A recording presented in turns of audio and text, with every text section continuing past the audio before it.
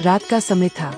आसमान में घने बादल छाए हुए थे और दूर कहीं मंदिर की घंटियों की हल्की आवाज गूंज रही थी। एक छोटा सा गांव, जहां लोग अपने अपने डर और परेशानियों में जी रहे थे। हर कोई एक ही सवाल पूछ रहा था, कलयुग में हमें कौन बचाएगा। गांव के किनारे एक बूढ़ा साधु रहता था। उसकी आंखों में एक अजीब सा तेज था। लोग कहते थे, वो सब जानता है। एक दिन एक युवक उसके पास गया और बोला, बाबा, दुनिया में इतना दुख, इतना अन्याय, क्या भगवान शिव हमें देख नहीं रहे? क्या वो आएंगे हमें बचाने? साधु मुस्कुराया और बोला, शिव कभी जाते नहीं, वो हमेशा ही होते हैं, बस पहचानने की नजर चाहिए। युवक हैरान होकर बोला, तो फिर उनके आने का कोई संकेत क्या है? साधु ने अपनी आंखें बंद की और धीमी आवाज में कहा, जब संसार में अधर्म बढ़ेगा, जब लोग अपने ही लोगों को धोखा देंगे, जब सच्चाई की आवाज दबने लगेगी, तब समझ लेना, शिव जाग चुके हैं। अचानक तेज हवा चलने लगी, पैर हिलने लगे और मंदिर की घंटियां अपने आप बजने लगीं। साधु ने आगे कहा, शिव का पहला संकेत है अचानक बदलाव।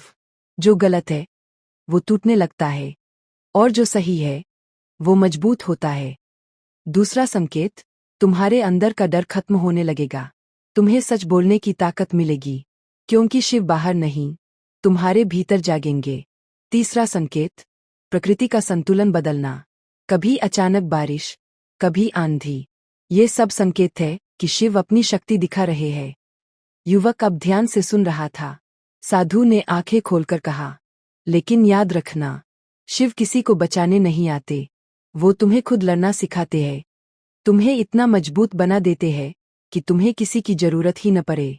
कलयुग में भगवान बाहर नहीं आएंगे, बल्कि हर इंसान के अंदर शिव का जन्म होगा। जो सच के साथ खड़ा होगा, वही शिव का रूप होगा। अचानक बिजली कड़की और कुछ पल के लिए पूरा आकाश चमक उठा। युवक ने डरते हुए पूछा, तो क्या मैं भी? साधु मुस्कुराया, अगर तुम्हारे अंदर सच्चाई है, दूसरों के लिए दया है और गलत के खिलाफ खड़े होने का साहस है, तो तुम ही शिव हो।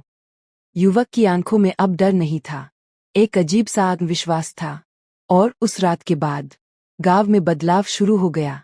लोग एक दूसरे की मदद करने लगे, झूठ कम होने लगा और सच की आवाज बुलंद होने लगी, क्योंकि शिव कहीं बाहर से नहीं आए, वो हर दिल में जाग गए थे। और शायद ये कहानी सुनने वाला हर इंसान भी अपने अंदर उस शिव को महसूस कर सकता है। हर हर महादेव।